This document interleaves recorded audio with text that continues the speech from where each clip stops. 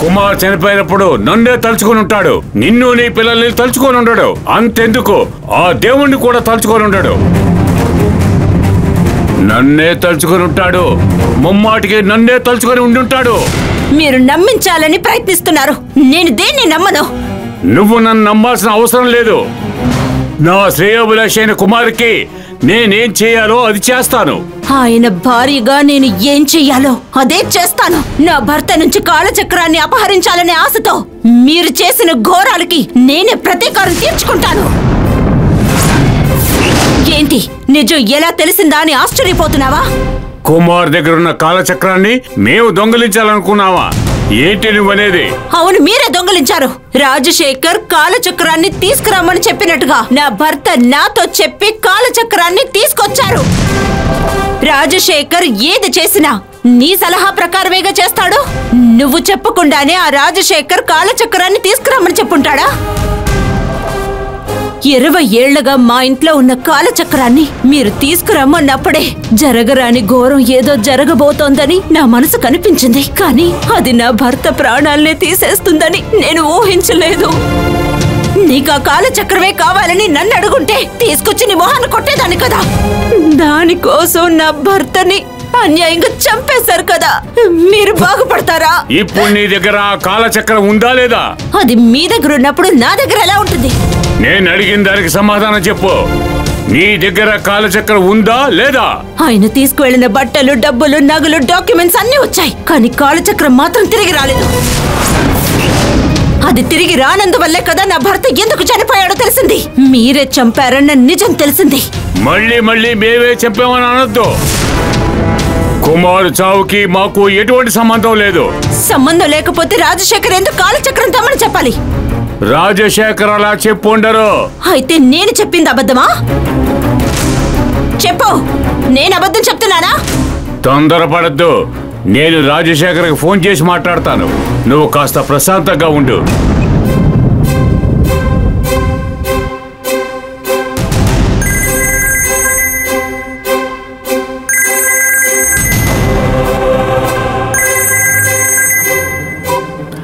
స్వామి, పూజ సక్రమంగా పూర్తయిందా? పూజ విషయం అటుంచు. నేను అడిగే ప్రశ్నకి దాచకుండా సమాధానం చెప్పు. స్వామి, నేను మిమ్మల్ని దైవంతో సమానంగా చూస్తున్నాను. నేను మీ దగ్గర ఎందుకు దాస్తాను? అడగండి స్వామి. కుమార్ బెంగళూరు నుంచి బయలుదేరి వచ్చినప్పుడు కుమార్ దగ్గర ఉన్న కాలచక్రాన్ని నువ్వు తీసుకురమ్మన్నావా? లేదే, నేను అలా ఏం చెప్పలేదే. నిజంగా నువ్వు తెమ్మని చెప్పలేదా? స్వామి, కాలచక్రం కుమార్కి ఎంత ముఖ్యమో నాకు తెలియదా? ఆ విషయం తెలిసి ఆ చక్రాన్ని నేను ఎందుకు తెమ్మంటాను? ఇలా చూడండి, నేనెవరినే లెక్క చేయను, కానీ మీ విషయంలో మాత్రం అలా కాదు. మీ సలహా తీసుకోకుండా నేను ఇంతవరకు ఏ పని చేయలేదు స్వామి. మనిద్దరిదే ఎన్నేళ్ల పరిచయం. నన్ను అర్థం చేసుకోకుండా మీరు ఇలా అడగటం నాకు చాలా బాధగా ఉంది స్వామి. స్వామి, అసలు మీరెందుకు ఇలా అడుగుతున్నారో నేను తెలుసుకోవచ్చా? ఏం లేదు, ధ్యానంలో ఉన్నప్పుడు అలా అనిపించింది, అందుకే అడిగాను. స్వామి, నా దగ్గరున్న కాలచక్రం మహిమతో నేను ఈరోజు ఇంత మంచి స్థాయిలో ఉన్నాను. అలాంటప్పుడు కుమార్ దగ్గరున్న కాలచక్రం గురించి నేను ఎందుకు ఆలోచిస్తాను? ఇలా చూడండి స్వామి, నేను బాగున్నట్టుగానే మీరు, కుమార్, విశ్వం అందరూ బాగుండాలని కోరుకుంటూ ఉండేవాడిని. దయచేసి నన్ను అనుమానించకండి స్వామి. నిన్ను నేను అనుమానిస్తానా? ఏదో మాట వరుసగా అలాగ అడిగాను. నేను నీకు మళ్ళీ ఫోన్ చేస్తాను. అలాగే స్వామి.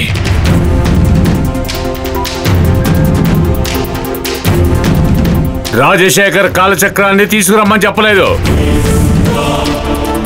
ఇందులో ఏదో మర్మం ఉంది. ఇందులో ఏం మర్మం ఉంటుంది? మీకు తప్ప ఇందులో ఇంకెవరికి సంబంధం ఉంటుంది? నింద తనపై వేసుకుని గంగ జైలుకు వెళ్ళుండొచ్చు, కానీ ఒక ఆడదాని చేతిలో చావడానికి నా భర్త ఏం పిరికివాడు కాదు. చట్టాన్ని, పోలీసుల్ని మోసం చేసి గంగని హంతకురాల్ని చేసినంత మాత్రాన మీరు తప్పించుకున్నారనుకోకండి.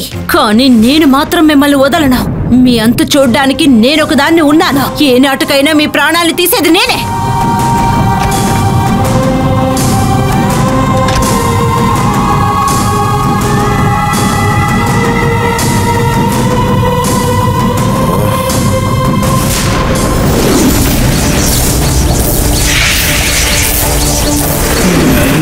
బయటికి వచ్చి చాలా కాలమైందిరా పిచ్చోడా. నందిని బయటకు వచ్చినందువల్లే నీ ఫ్యాక్టరీ మంటల్లో మసైపోయింది. మీరు వాళ్ళకి ఫోన్ చేసి వెంటనే రమ్మనండి మావయ్య. మనం మాధవి ద్వారా పార్వతికి చేసిన ద్రోహాన్ని వాడు గంగ ద్వారా మనకి అదే ద్రోహం చేశాడు. రాజశేఖర్ కాలచక్రాన్ని తీసుకురమ్మని చెప్పినట్టుగా నా భర్త నాతో చెప్పి కాలచక్రాన్ని తీసుకొచ్చారు. నేను నిన్నేం తీసుకురమ్మని చెప్పాను? రాజశేఖర్ కాలచక్రాన్ని తెమ్మనలేదు, కానీ కుమార్ కాలచక్రాన్ని తీసుకొస్తూ చనిపోయాడు. కాలచక్రం కూడా కనబడటం లేదు. నందిని కూడా పుట్టలో లేదు. ఇప్పుడు నందిని ఎక్కడుంది? కాలచక్రం ఎక్కడుంది? నేనే చంపాను. పశుపతి వేసిన ఉచ్చులో అమాయకురాలైన గంగ పడిపోయిందా? గంగకి మాత్రమే నందిని గురించి, కాలచక్రం గురించి తప్పకుండా తెలిసి ఉండాలి. ఇలాంటి సమాధానం లేని ప్రశ్నలకి గంగ దగ్గరే సమాధానం ఉండాలి. అందువల్ల ఈ విషయాలు గంగని అడిగి తెలుసుకోవాలి.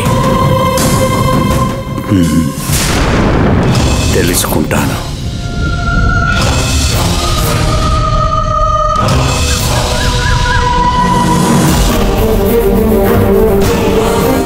వీరభద్రం గారు సడన్ గా కాలచక్రం గురించి ఎందుకు అడిగారు?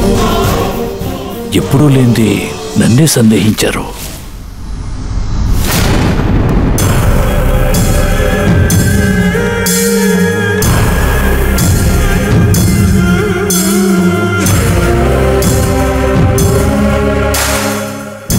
నా మనసులో ఉన్న విషయాన్ని ఈయనకి మాత్రమే చెప్పి ప్రయోజనం లేదు.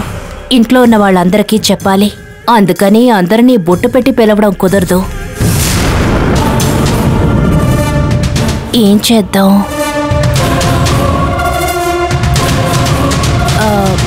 అన్నయ్య,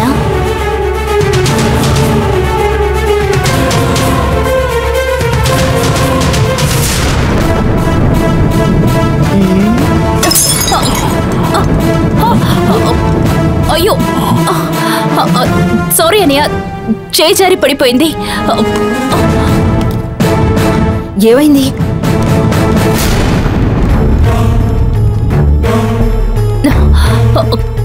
క్షమించన్నయ్య.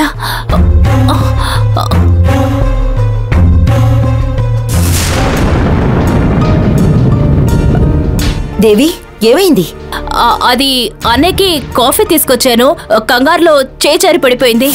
చేయి జారి పడిపోయిందా లేక? ఏమిటి మంజు, నేను ఏదో కంగారులో చేయి జారి పడిపోయిందంటున్నాను. అది ఏమిటని కూడా అడగకుండా ఇలా మాట్లాడుతున్నావు? అందరినీ ఒకేసారి పిలిచి ఏదో చెప్పాలని నిర్ణయించుకున్నావు. అదేంటో చెప్పు, మేమంతా వింటాం. నేను జైలుకు వెళ్ళి గంగని కలిసొచ్చాను.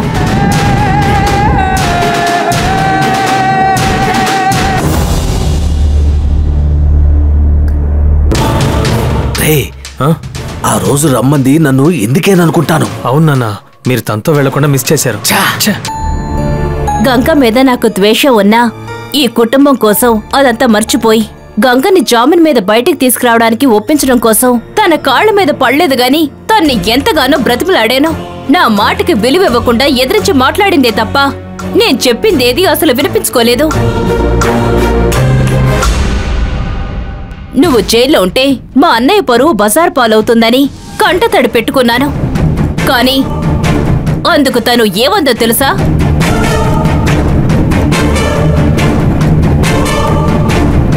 నేను జైల్లో ఉన్నదే మీ అన్నయ్య పరువు తీయడానికే అని చెప్పింది.